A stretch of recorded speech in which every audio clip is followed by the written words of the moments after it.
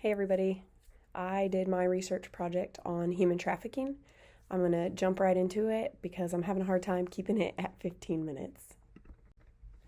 So, just to start, some statistics and definitions. Human trafficking is defined as a crime that involves compelling or coercing a person to provide labor or services or to engage in commercial sex acts. The coercion can be subtle or overt, physical or psychological. Exploitation of a minor for commercial sex is human trafficking, regardless of whether any form of force, fraud, or coercion was used. According to the Department of Homeland Security, human traffickers victimize an estimated 27.6 million people worldwide. The two most common forms of human trafficking are sex trafficking and forced labor. I'm not going to read these just for time's sake. The initial definition pretty much covers exactly what these said, but those are the two most common forms of human trafficking. So, approximately 77% of trafficking victims worldwide are in forced labor, and around 57% are men and boys, and 43% women and girls. And approximately 23% of victims worldwide are in sex trafficking. Of that, around 78% are women and girls, 22% men and boys, 92% adults, and 8% children. In the United States, sex trafficking is way more common than forced labor, and women are the most susceptible, unfortunately. And this statistic blows my mind. Human trafficking generates an estimated $150 billion worldwide a year. Galatians 5:1 says, "It is for freedom that Christ has set us free. Stand firm then, do not let yourselves be burdened again by a yoke of slavery." Unfortunately, the harsh reality of this is that human trafficking is modern day slavery. There's no other way to sugarcoat it. It is what it is, and it's very unfortunate. So just according to the National Human Trafficking website, since its inception, they have identified over 100,000 cases of human trafficking, and in those cases, over 200,000 victims have been identified just through their program. And in 2024 alone, almost 12,000 cases identified in the U.S., over 6,000 were sex trafficking, over 2,000 forced labor, and over 1,300 were both forced labor and sex trafficking. So these are just some of the most common venues for the two types of human trafficking. For sex trafficking, illicit massage, illicit spa, hotel, motel, resident-based, street-based, and pornography. And then for trafficking, domestic work, restaurants, construction, farms. So who's at risk the most? Unfortunately, traffickers will exploit anybody if they are given the right opportunity. So nobody is immune from it. If the right opportunity presents itself, traffickers will exploit anybody. But who's considered high risk? Those who have experienced childhood abuse, neglect, children or youth in the foster care or juvenile justice system, people experiencing homelessness, those living in poverty, survivors of violence, and people who have been displaced by things such as war. And one of the most significant drivers of human trafficking is poverty. It can lead individuals to make desperate decisions, which traffickers are looking to exploit. So some misconceptions real quick just about trafficking. A lot of people think trafficking happens at random, but it's primarily involves recruitment through personal or familial contacts. People think it's normally a violent crime, but more often it's done through psychological means. And then people being trafficked are physically held against their will.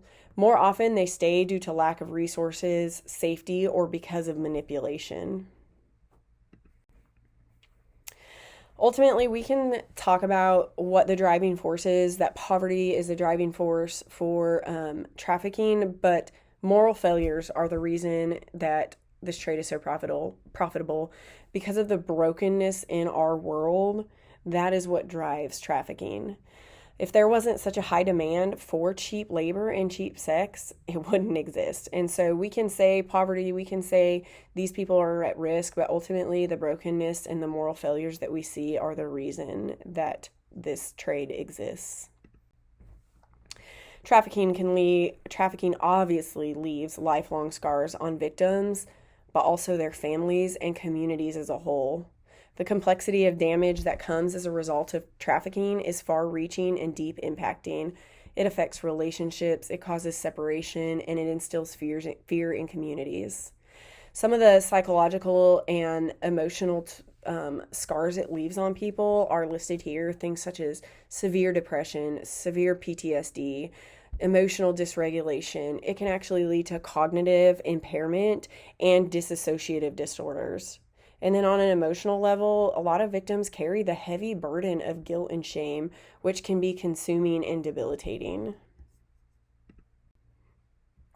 So, over the past 2 decades, the government, international organizations, and non government organizations have developed initiatives to combat human trafficking using this 3P paradigm. The first one, there are examples here at the bottom of each one. For time's sake, I'm not going to read each one. I'll let you look at those. But first is prevention, which brings awareness and education and campaign efforts to inform the public and reduce vulnerability. The second one is protection. Sorry, I'm tripping over my words. It focuses on identifying victims and ensuring access to safety, counseling, and rehabilitation. And then that third one is prosecution, which targets traffickers. And you'll see here in just a second that there is a low prosecution rate in trafficking cases. So some of the challenges in anti-trafficking is that low prosecution rate.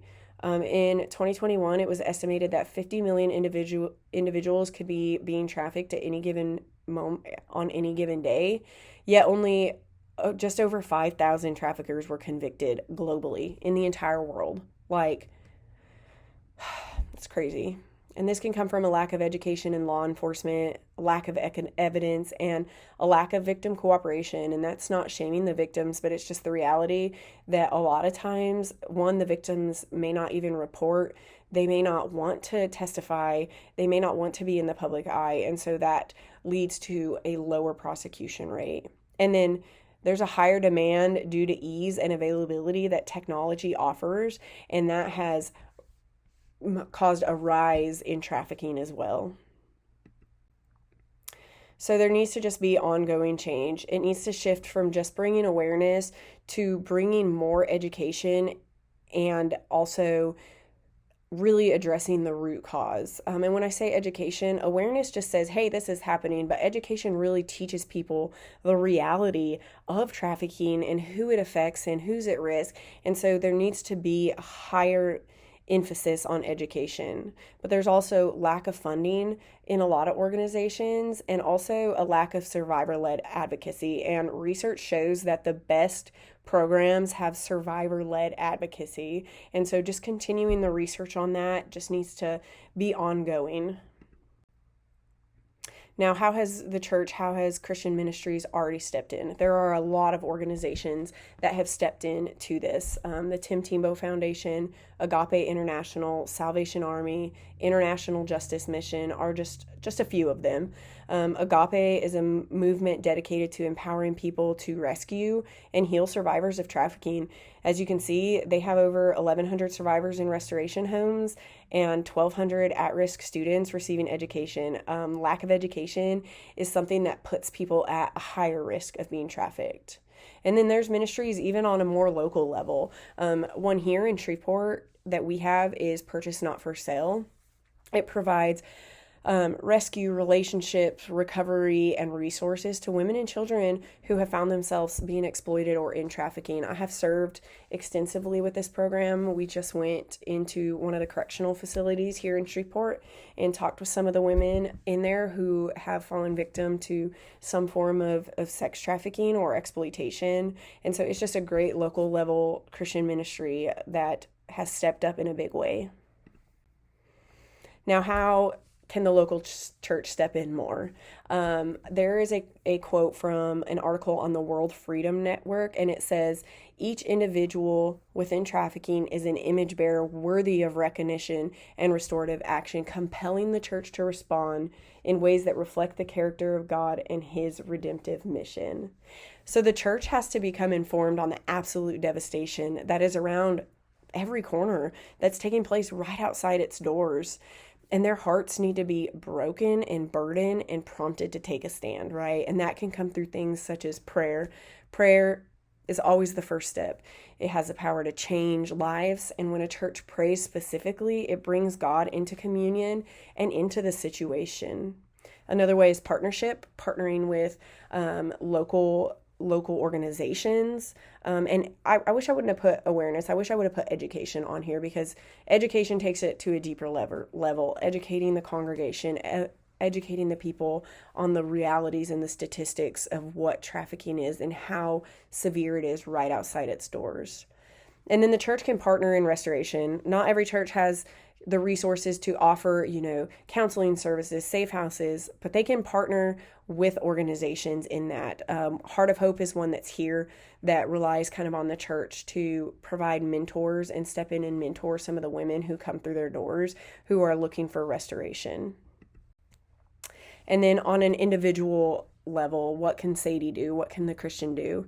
Luke said, "The Spirit of the Lord is on me because he has anointed me to proclaim good news to the poor. He has sent me to proclaim freedom for the prisoners and recovery of sight for the blind, to set the oppressed free, to proclaim the year of the Lord's favor." Christians are anointed with the same power that Luke talks about here. We are anointed to proclaim healing and freedom to the oppressed and to the prisoners. We have to step out of our comfort and see the realities around us. No image bearer should be trapped in slavery, and it must break our hearts. So some practical ways: prayer, giving, finding programs that you can give to is a great way to step into it.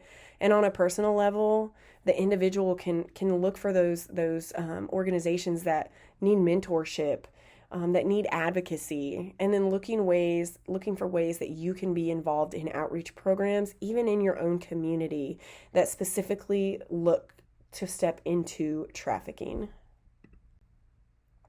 These are just some of the resources that I found and used as I was doing my research.